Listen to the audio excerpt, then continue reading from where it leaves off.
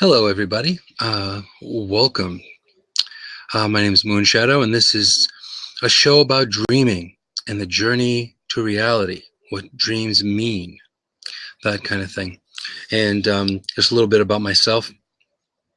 I have a background in a lot of holistic healing, shamanic healing, as well as reflexology, hypnotherapy, and multiple modalities in body-mind therapy. So if you have any questions, feel free to you have that right here on the chat. You can go ahead and type in the chat there. And also too, what I will be doing is I will be also opening up a seat shortly for people to share their experiences with dreams and that kind of thing. Also too, if you need to ask a question, you'd like to put it over onto the side. Hey William, how you doing, man? You can go ahead and put the /Q option. Don't forget the space, and you can put your question there as well, and that can be put up into a seat or into the other side of the room there to be answered. So, okay, so we'll begin. So now, the symbology of dreams are pretty key. A lot of times we don't necessarily realize that most, if not all of us, are dreaming. Whether you remember it or not, it's not necessarily the case. Because a lot of times when we do dream, our subconscious is taking over. Because there's only a small part of the conscious. Your consciousness is when you're walking around during the day, paying your bills, going to church, doing your job, putting your kids to sleep. All of these things is your conscious mind.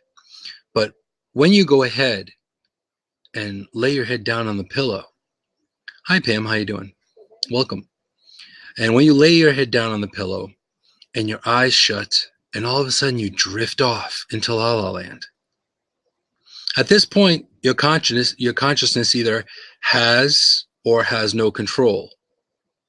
Now, if you go into lucid dreaming, you will have some control, since you are you're kind of straddling in between reality and non-reality. Now, there are multiple different types of dreams as well. You have the realistic dream. So right now, you could be dreaming that you're on Blab right now, checking out a show about dreaming. And it's very realistic. You see everything in a realistic fashion. You can also have a prophetic dream. And when you have a prophetic dream, it's something where you'll dream it and you may even forget about it. And then all of a sudden, it could be a day, a week, a month, even possibly a year later, all of a sudden, you dreamt exactly what happened. You're like, wow, this seems familiar. Or a deja vu kind of experience where you think that, okay, well, maybe, did I do this before? That kind of thing. So you have for prophetic dream, you have the realistic dream. Then you have the interesting symbolic dream. Now, the symbolic dream, you could be sitting there in a cafe, talking to a friend of yours, and all of a sudden you see a flying pig. Or all of a sudden a flower starts talking to you. Or something interesting to that effect, where normally you don't necessarily see flowers talking to you, at least not with sound and all that. So all of these dreams, all of these type of dreams have a way of attaching to our conscious and subconscious. So with all of that, it's important to kind of know what the dream is.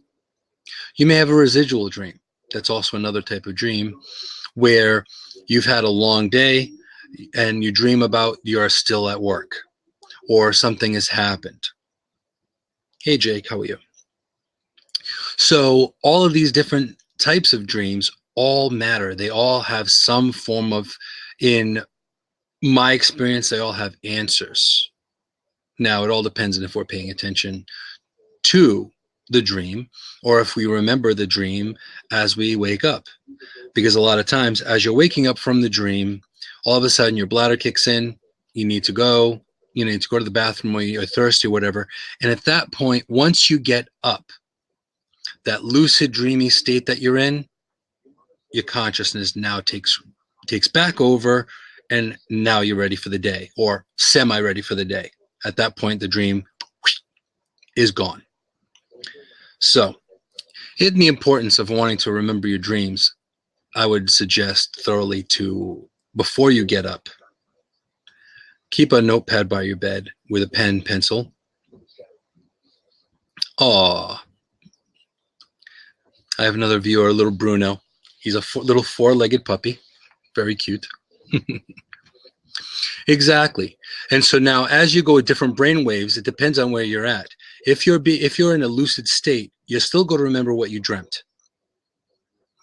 And you're going to be able to write down at least the main aspects of that dream. So once you do that, then you're going to be able to figure it out and to kind of look at the symbology of what it was. Was it a realistic dream? Was it a prophetic dream? Was it a residual dream? Was it a realistic dream? So you're looking at all these different types of dreams and finally getting the answer of, okay, what did I dream and why did I dream it? Because that's a big, big important thing. Not everyone knows. Okay, that's a very good question, Pamela. Actually, not everyone dreams in color, which is very, very interesting. There's a smaller sampling of people that dream in color as opposed to black and white. And again, you may not realize you're dreaming in black and white or color. Sometimes people don't realize it. But then also, too, a lot of people, when they do dream, they dream in such a way where they wake up almost as tired as when they went to bed. And then that usually means that you could have traveled, which dream travel is a whole different other possibility as well, where you actually separated from your body and actually traveled to another place, another dimension, and that kind of thing as well. So all these things, it's almost like it's an interesting to find out. It's an interesting journey. You cannot necessarily plan it completely and totally. And that is the wild thing about dreaming, is because the subconscious plays such a huge role in our getting from point A to point B every day. We don't necessarily give it as much credit as it deserves. Because ultimately, if we actually used more than the few percent of our brain that we do use, we would be able to move things at will. We would be able to have, visions pretty much 24/7. You'd be able to do so many different amazing things if you were able to take on more of your brain power. You'd remember things at will. How you doing, Will? So now, ultimately, dream symbology, they are an amazing and important way of being able to find out what is going on in your life, what's happening with your life, and what you can do with it. Because a lot of times we're not necessarily paying attention to the answers that we're given. And when you have nightmares also can play part of that too. Our subconscious fears and our anxieties that we have control over while we are awake, they come up and they give us that kind of information as well, to remind us of things that we need to do or things we need to focus upon and that kind of thing. So now that we've gotten the start of it, hey Cindy, how you doing? Welcome. I'm going to open a seat, and also if you don't necessarily have to hop in a seat if you don't want to. You can simply write or share your experience in the chat as well on the side. So if you have any questions, feel free to ask, and I will answer them as best as I can.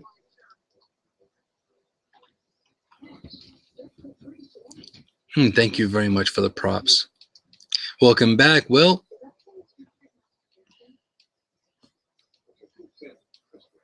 Now, as an example, welcome back, man. Now, as an example, many times, like last night, I can give you a little synopsis of my dream yesterday or last night.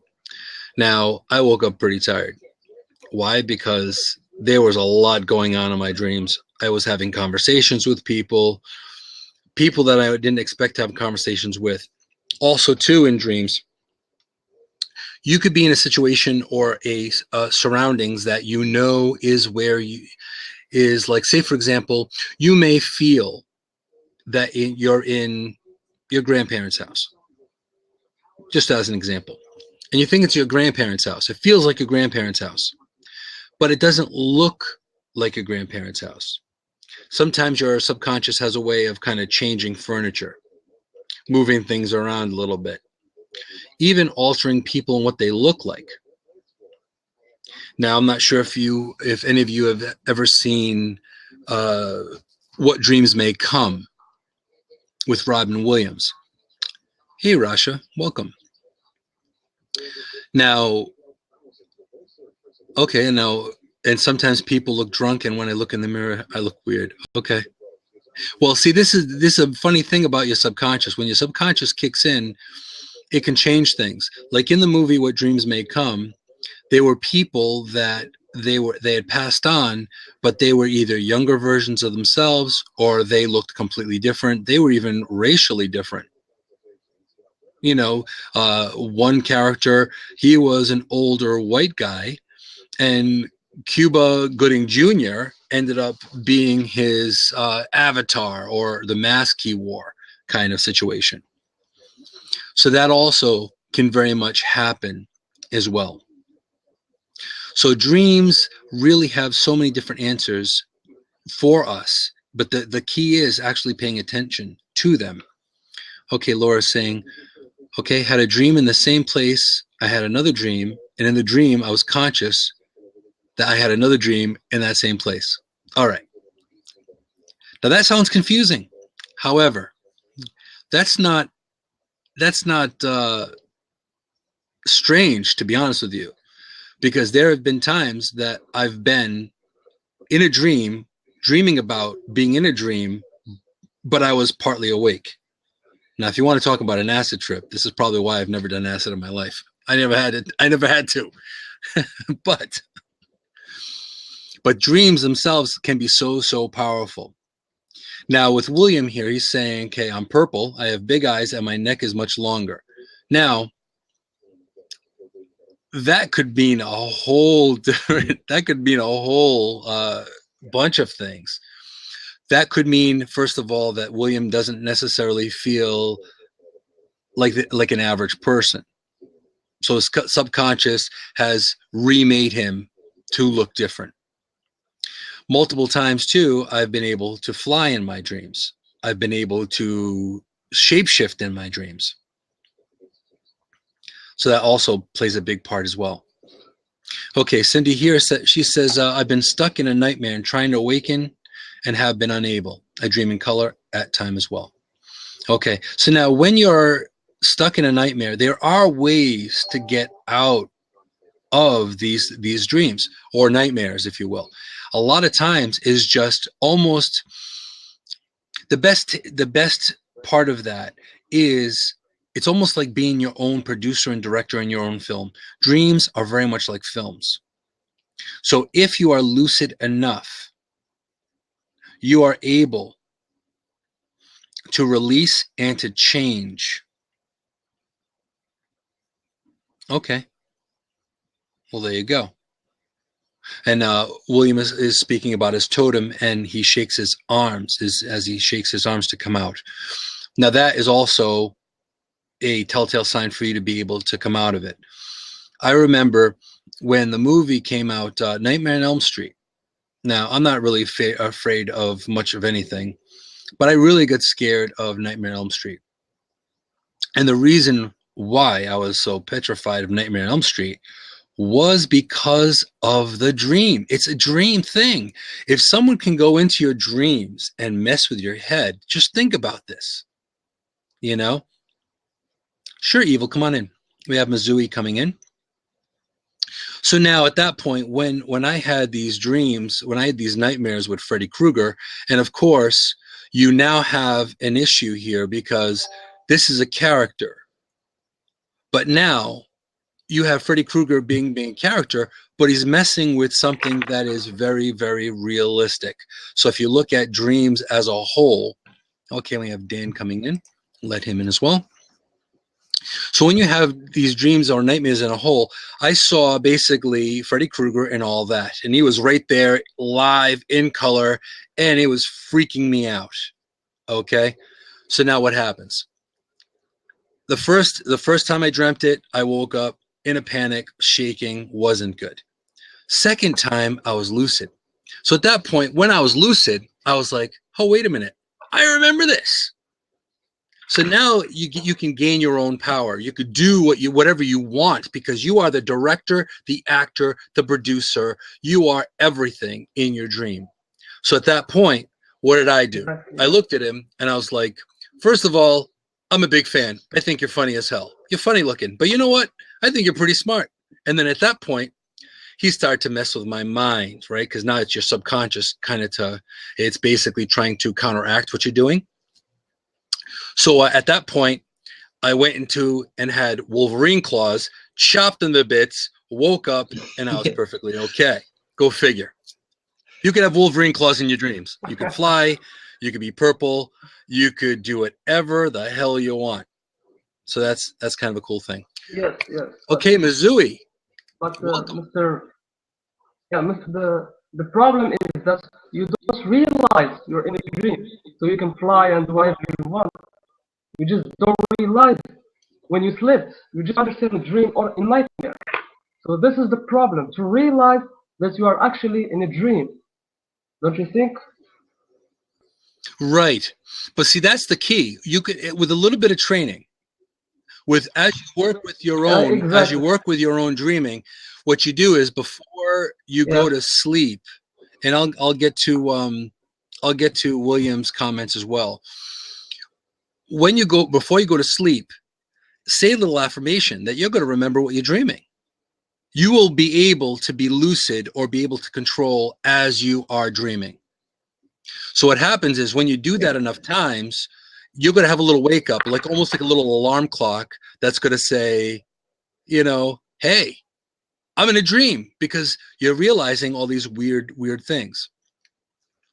Now, sure, go ahead, Dan.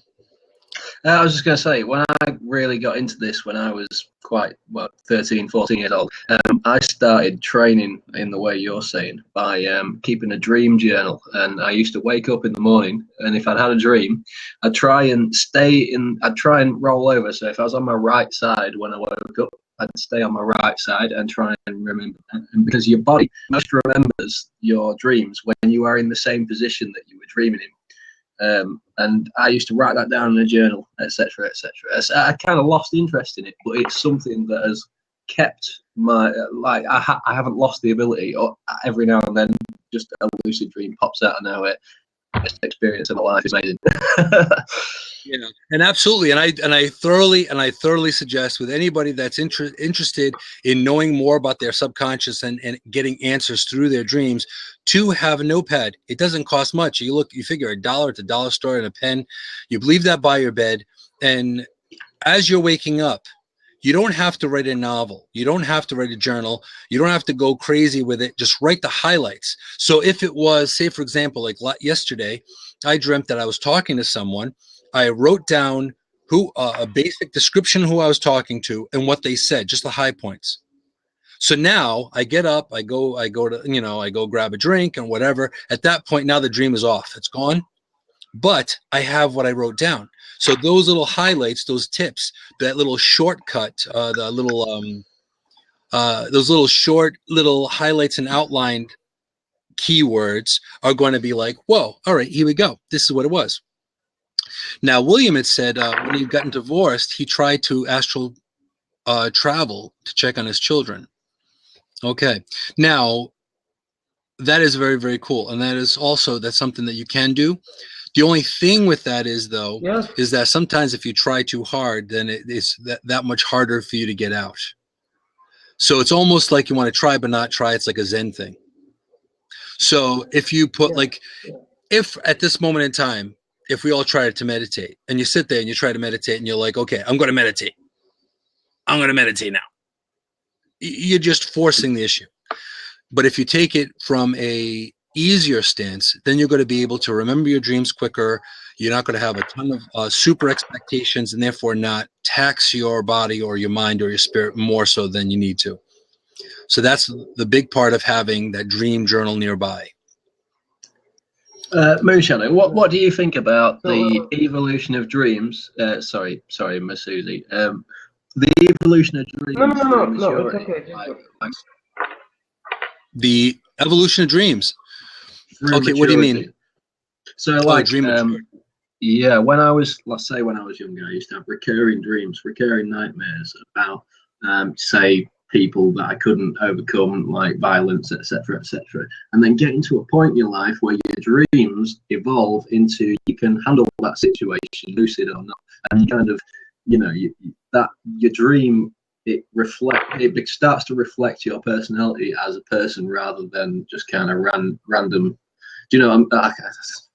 Right. Okay, I think I know what you're saying. A lot of that depends on perception.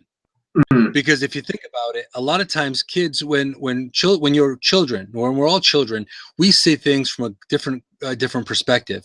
We see things full of color. We see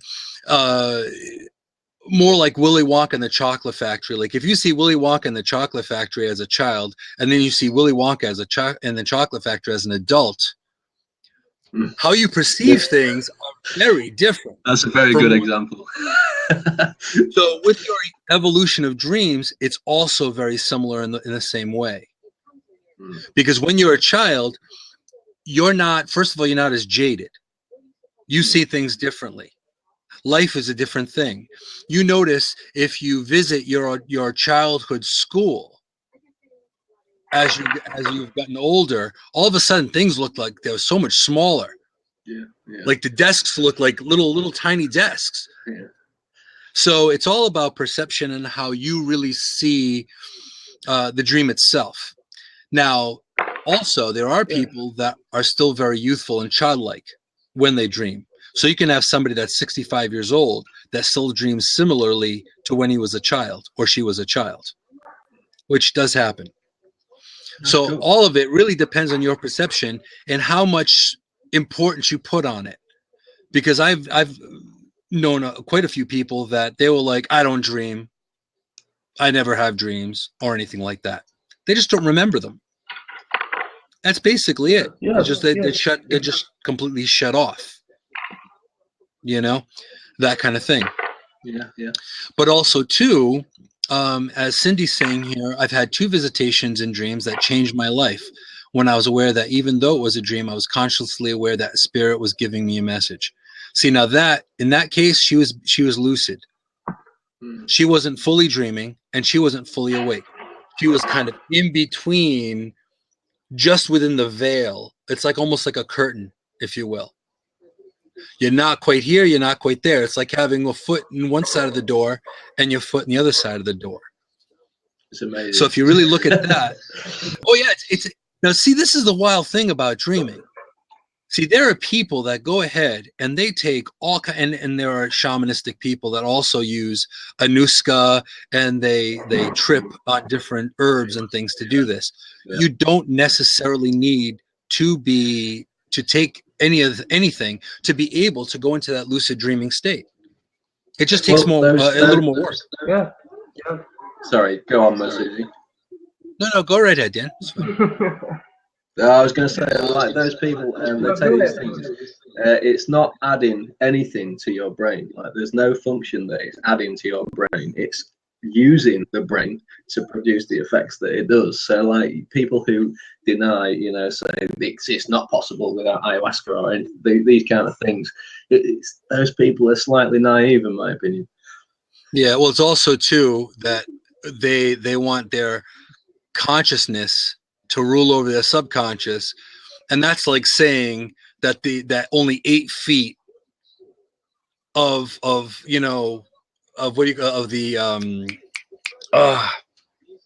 sorry, one second. Yeah. For a second there, I lost the word here, but yeah. But if it's like looking at a mountain, it's like saying that 8 feet in the mountain. Seamus, if you're welcome to come if you like. it's like 8 feet of a mountain. You're like forgetting about the rest, the square miles of the rest of the mountain. It's just the peak that matters, you know. So that's also a big part of it as well. Now, Theodore, if I think I got your name right, I think yes, Theodore. He says another study more accurately, specifically in brain regions involved in lucid dreams, and found increased activity in regions such as the prefrontal cortex and the precuneus. Okay, these brain areas are associated with higher cognitive abilities and processing and sense of agency. Now, also too, the brain only knows things literally. So basically, when you're dreaming, when you're sleeping, you might as well be awake if you're dreaming actively as that is. Okay, Dan, when you'll be back. So your brain doesn't know any different. I'll tell you my story, okay? Okay, sure. Yeah. Yeah. Well, it's not a big deal, but when I was a bit younger, I trained myself, like you said, very, very hard to realize that I'm in a dream. So Yes. since I'm applying and realizing, well, this is not possible in real life. So I'm dreaming. I trained myself, and then trained myself to stay awake after realizing I'm dreaming. This is the harder part for me. It took me a long time to stay awake after realizing I'm dreaming. And what it works great for me because I write poetry.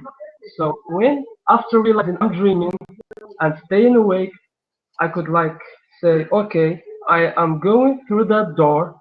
I'll find a paper, and in that paper, I'll find the poetry I want to write because it's in my mind, but in the day I can't find it. Maybe I find it in my subconscious, and it works for me sometimes.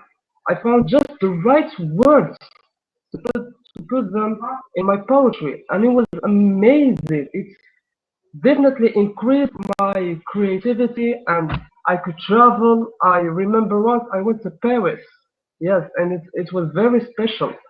It's not like real details, but I was in Paris, and I've seen people and I've spoken French, and also I've met people who are supposed to be gone, and that was amazing. That feeling, you can't tell the difference between reality and dreams. So But that's see, amazing. what But is? the problem now is But what's the difference between what? what is reality and what is not reality? See, Between reality. this is the key, though. This is the question.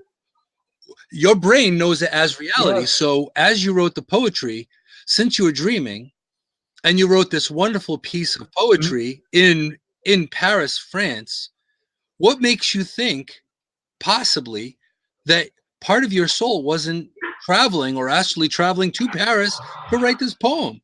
So for all you know, it could have very much been reality or an altered state of reality. Well, the only part when I'm completely conscious that this is a dream is when I realize it. Then I say Yeah. I will go through that door. I will get to somewhere and find my poetry, and it happens after a long, long time of training. But the problem now is I can't do it anymore. I even can't remember my dreams. It takes concentration before sleep, but I don't know. It just doesn't happen. Maybe you have some skills or something to offer. Okay. Now, one of the things you can do is very much like being a director of a film. You have the ability to mold the situation. Okay. Like, for example, I had this reoccurring dream that I saw a bunch of people from the past I haven't seen in a long time, right? And someone had handed me a piece of paper, a folded piece of paper. And I took that piece of paper and put it in my pocket. Now, I had this dream for a matter of maybe 6 months, the same exact dream. So then finally, I was like, why am I not opening up the piece of paper and reading it? It was almost common sense, right? So that's what happened. So I caught myself in the Yeah. same spot where the person hands me the piece of paper. And at that point, I opened up the paper, the page, and I read it. I never had the dream again. So obviously, my answer at that moment in time was for me to read that little passage, that little paragraph, because that was the answer I needed. So what you can do is also you can use affirmations to set yourself up to remember your dreams as well. Before you go to sleep, tell yourself, like, you're basically setting up like a mental alarm clock to say, okay, I will remember upon waking up tomorrow morning, I will remember my dream. I will remember most of my dream, that kind of thing. Or if you want to remember in the middle of the dream, you're going to say, I will not completely come out of the dream. Yes. I'll still remember partial where I am, or I'll wake in the middle of the dream without fully waking up. So now if you do that, you really can alter. You can really control it. It's like a muscle. You have to just build on that. That's really the key. Now we have a couple of questions right here. We're going to answer. We have Pamela that says, I dream in color, is that significant? Which I think we answered before, but I'll answer it again anyway. Not everyone dreams in color. But when you dream in color, there's a very big visual cue with your brain, dreaming in color as opposed to black and white. So not everyone dreams in color, but it's pretty powerful stuff when you do, because it makes it that much harder to realize whether you're in a dream or in reality. Now also too, we have Tina that says, why can my hubby pause a dream and then pick it up? Okay, well, I can understand why you'd be jealous about that. That is possible. Some people do have the ability to kind of, and I've had this happen. Right, it is some kind of training, but I have been in the middle of a dream, and then I'm starting to wake up and starting to wake up and starting to wake up, and then I'm starting to pop into reality. I'm going, no, wait a minute, and I bring myself back in. Now, that is a pretty big skill if you could do that on the regular. So if your husband can do that, you got to ask him what he's doing to make him to go back in. So, and yes, Mazui, most people do dream in black and white. Not everyone dreams in color. So I never realized that. Yeah. So that's also a big part of it as well. Okay, Theodore, he said there's a neuroscience of dreaming. What parts of the brain are involved? Well, it depends on the actual, what you're dreaming and what's happening in the dream. It's very similar to reality. So if you're going to have the front of your brain being triggered, if you're looking at creativity, you're going to be picking that up. If you're dreaming about, say, for example, you're dreaming about analytical type thinking, that part of your brain is also going to get triggered. So I think it's very much in the same reality of what's going to get triggered in memory. If it's a residual dream, you're going to be triggering your memory cortex, where your memories are going to kick in. So it really depends. Well, actually, I think that creativity side is more active in night, because we could create our own world, our own people, own events happening. So this is not like reality when we see and accept people. We are creating, as you said, we are the directors of a film. So it's 90% creativity, and I think, and maybe the 10% for memories and stuff, maybe. Very true. And it is true, because if you really, really think about it, in the long scheme of things, your brain knows only literal thinking. So your brain is basically your PC, your CPU of your body and the rest of you. So now, that being the case, dreaming is not much different than being fully awake. You're just triggering it, and your body's at rest as opposed to your brain. So as you're dreaming, your brain is still very, very active. Now we have Theodore asking the question. This is a big question, of course. What is the soul? All right. Well,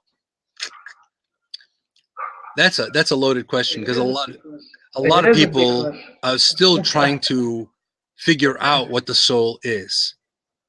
Some people go to some thoughts are Yeah. that the soul is a spark, that you have that spark that gives you life, and other people believe that the soul is measurable.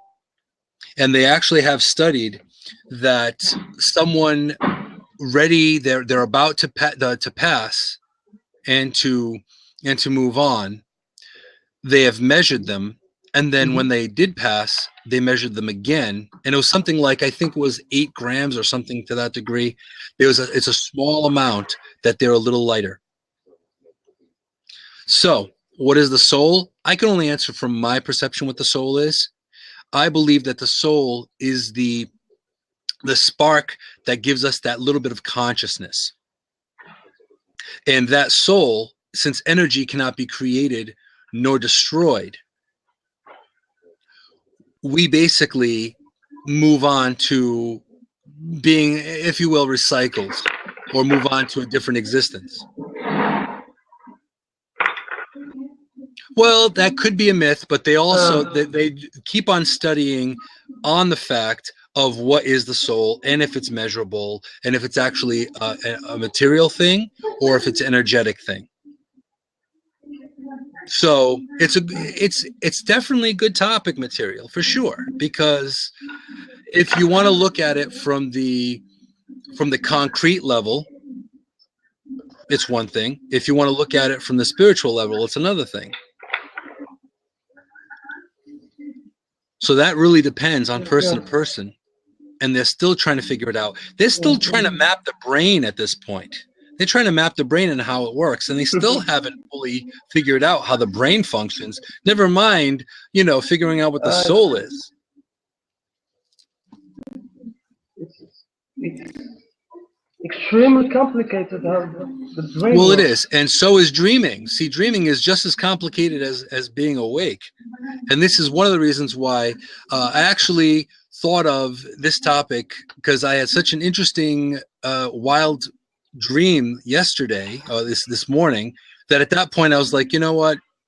I should schedule a blab to talk about dreams, because this is something that is a topic for conversation for people to really sink their teeth into, because it's something not everyone talks about, how important dreams are.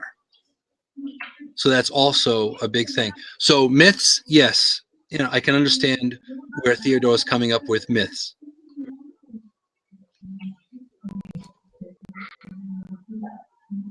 And I can see also too,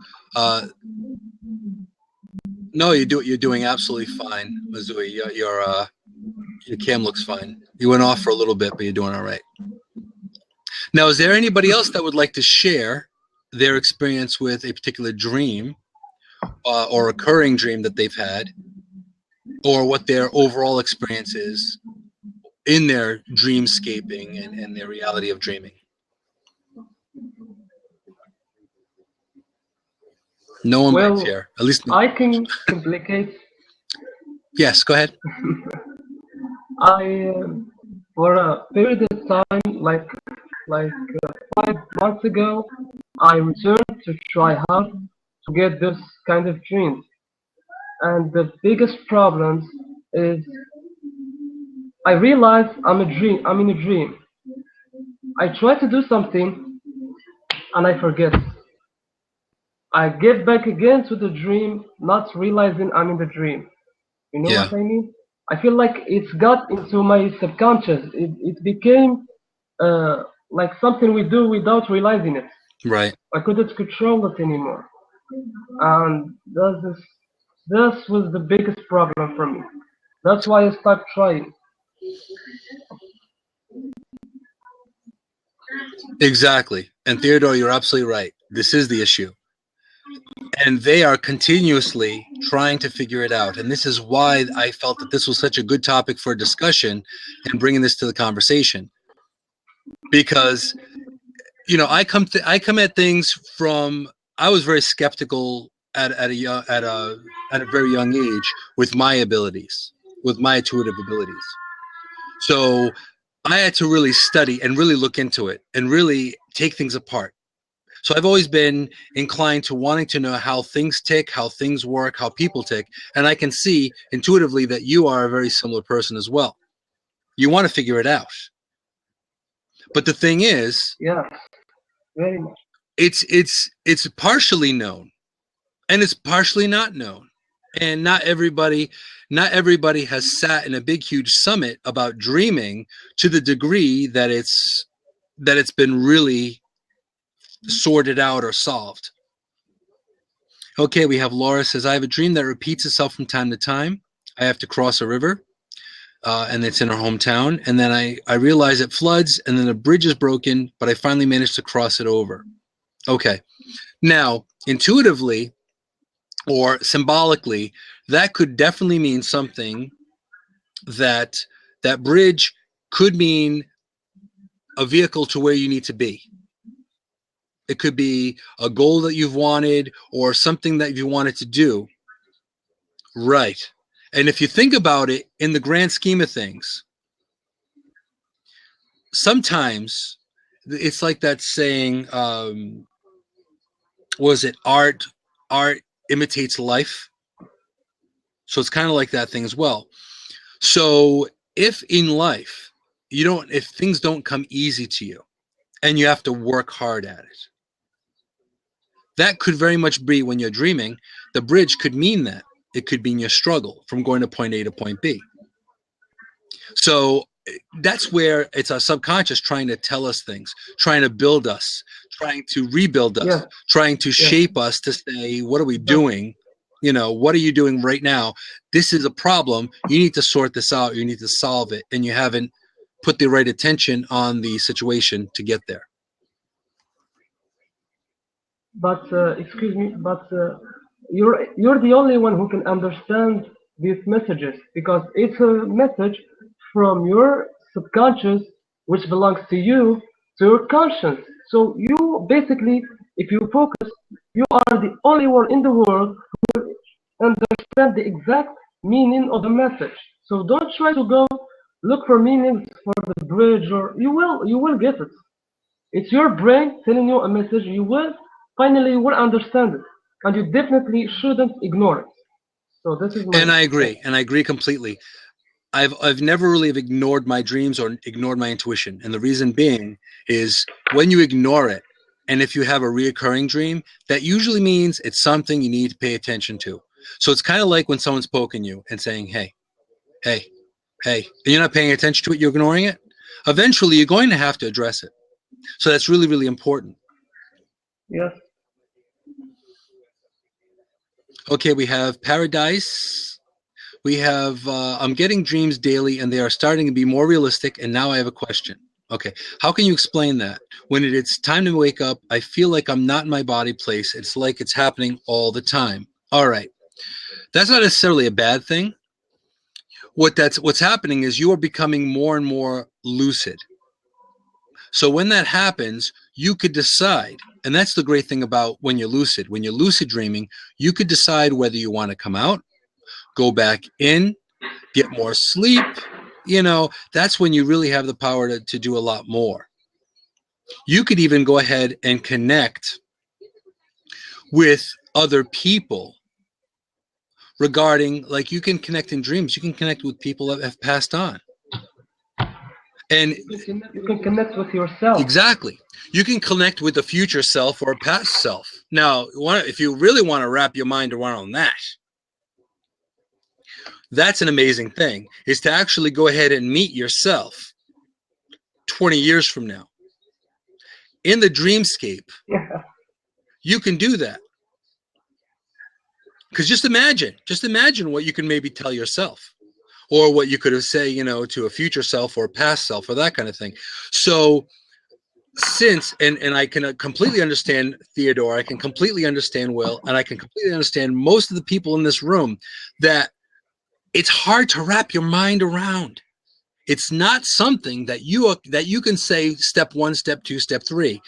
I'm just giving you some possible practical aspects that you can utilize, but some may work, some may not work. And it's a work in progress. Just like life is a work in progress, you're a work in progress. So your dreams, you could be possibly dreaming symbolically all the time and rarely having a realistic dream. I've had all the above. I've had prophetic. As a matter of fact, here's an interesting story.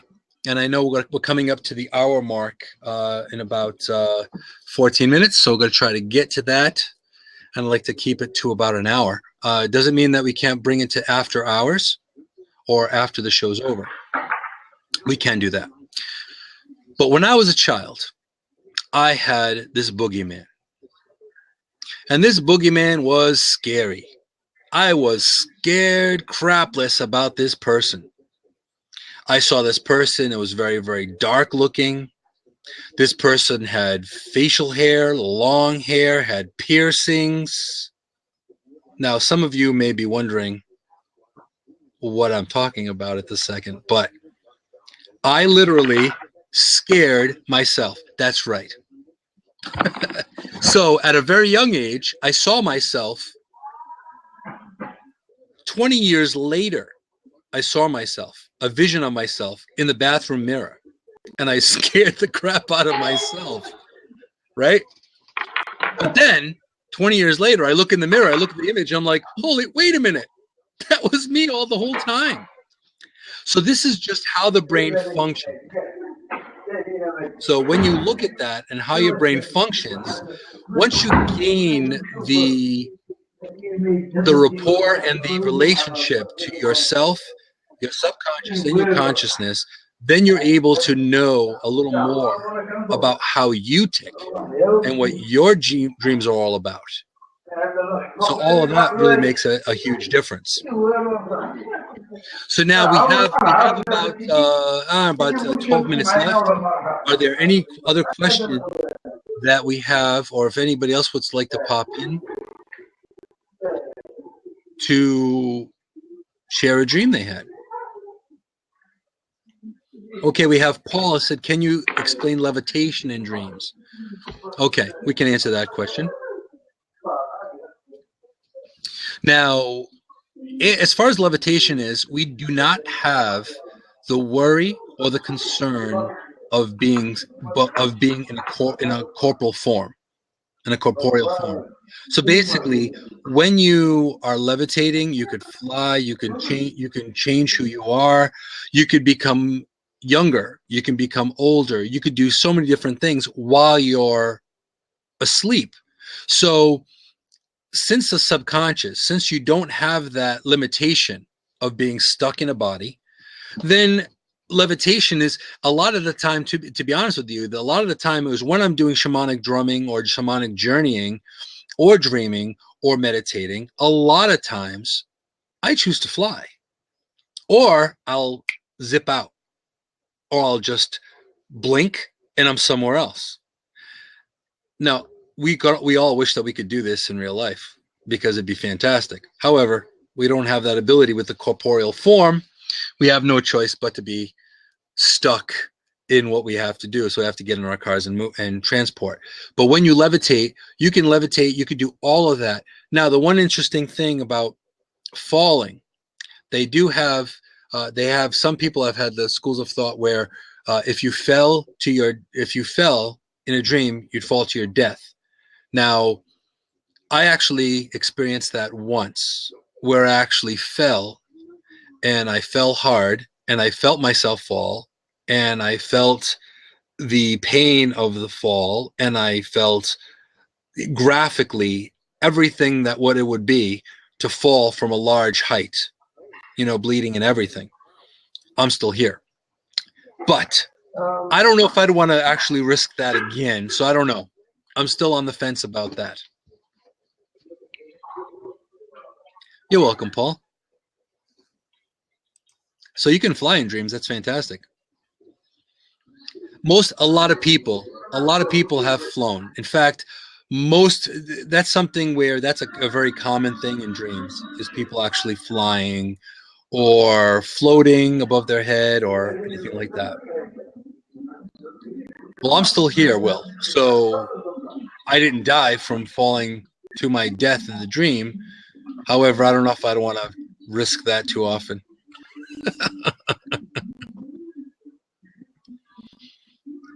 Okay, Laura just has that bridge. Doesn't mean you can't remember, Laura.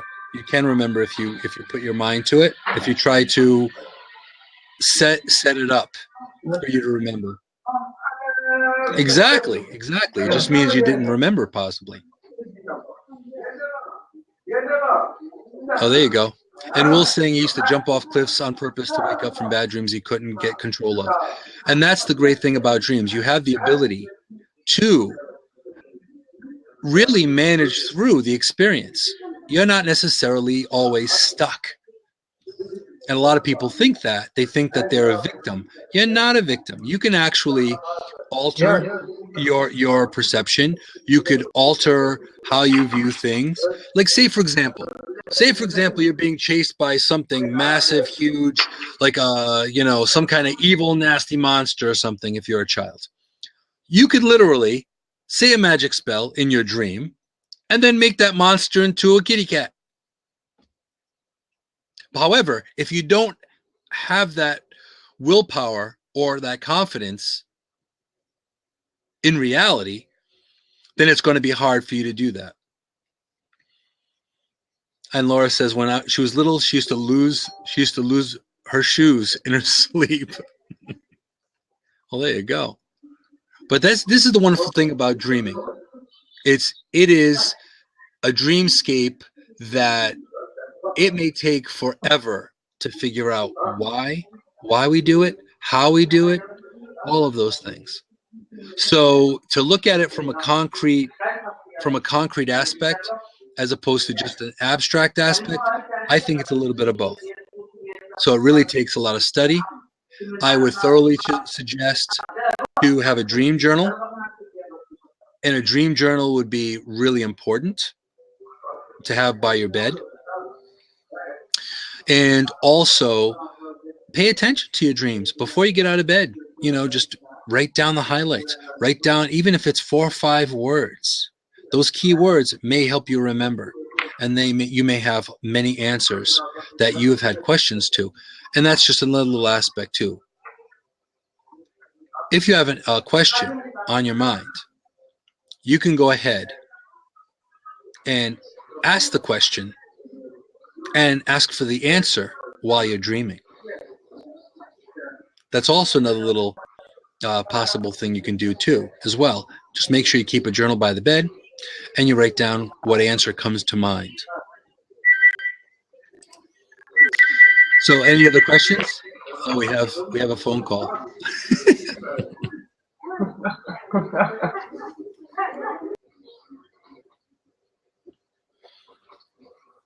Okay, anybody else have any other questions?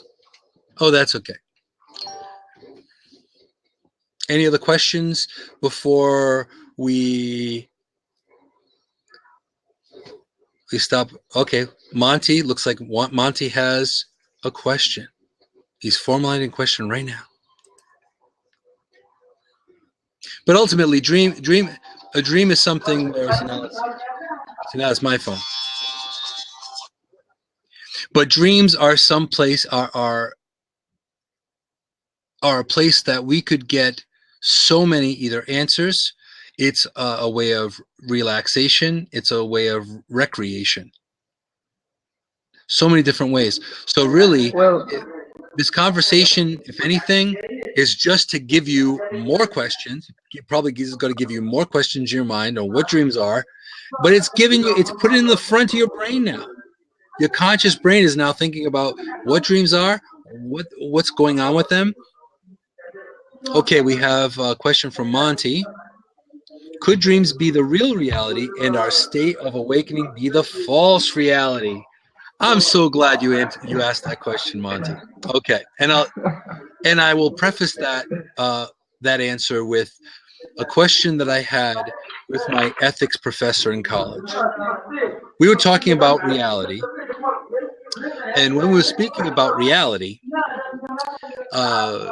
he had spoken about, okay, this table is real because you can knock on it and you can sense it and everything, to that degree. Okay, now I basically said to my ethics professor, I said, now how do we know if we are not a dream in someone else's mind, an author or a dreamer, and we're dreaming that we're part of a dream, and then we're knocking on a table. So now, very much so, and I can give you this this tidbit of information. A lot of tribal and native people believe that dreams and reality are no different from each other. It's just a different flavor of existence. So that's all a big part of it. So how can you say, is it real? Is it not real? Okay, well, I can tell you when I'm dreaming, it feels real. I've had dreams that were so vivid. When I woke up, I was disoriented. I had no idea where I was. It was a crazy thing.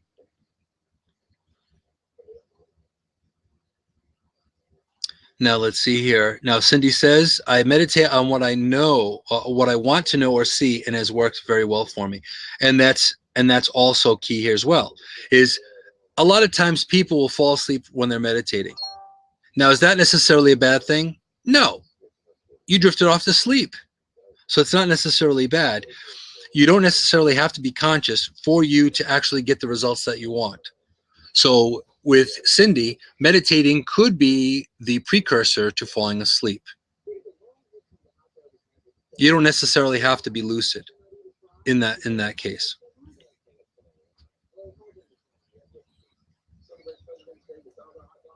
Any other questions? I know, Monty, it's kind of hard to wrap your head around that, huh? If you really think about it. And this just brings up more conversation. So I have a feeling that I'm probably going to have to do a part 2 of this blab, because an hour was not long enough, I think. And this was something that just came up off the cuff, really. There was no planning involved with this. So I'm going to close up the recording, but we can still continue this conversation. I have no problem with that. Just be aware. Live in the moment and just be aware of what you're doing. Because a lot of times we go through life in this mesmerized state.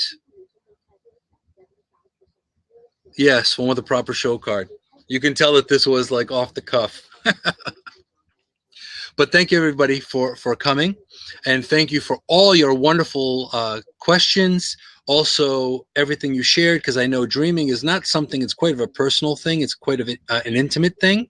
So for you to share your experience in dreaming and in the in-between of dreaming, it is very appreciated. And I appreciate all of you for coming into this show. And there'll also be I'm so glad that I recorded it, because this way we have a replay to go back to. And I can almost guarantee that there'll be a follow-up on this blab for new things. So I would suggest following me. You can follow me on Blab. You can follow me on Twitter as well.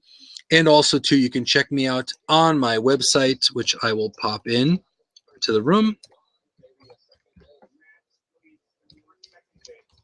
If you have any other questions, or if there's anything that's body, mind, spirit, subject matter, conscious, important, you can go ahead and you can look into that as well. So if there's anything that you've wanted to bring to a conversation, but we're a little leery, I have no problem with that. So definitely do that. And I also have a YouTube channel you can subscribe to as well. All of that contact information is on my website, moonphoenixrising.com. Okay, we have one last. Okay, before we close down, we have one last question here from Monty. What if reality was just what if reality was really just sim universe? Well, yeah. Well, if you think about it, it really depends. There's the Matrix. Now I can have a whole hour blab just on the idea of the Matrix and how realistic that is, and we'll probably have to get into that as well. However, for this conversation, we're going to end this to process this show and keep it down to an hour. However, definitely follow me on Blab and on Twitter. Check out my website, and we will definitely have this conversation again. Thank you so much for coming. and popping in and sharing all your experiences. And I appreciate it very much.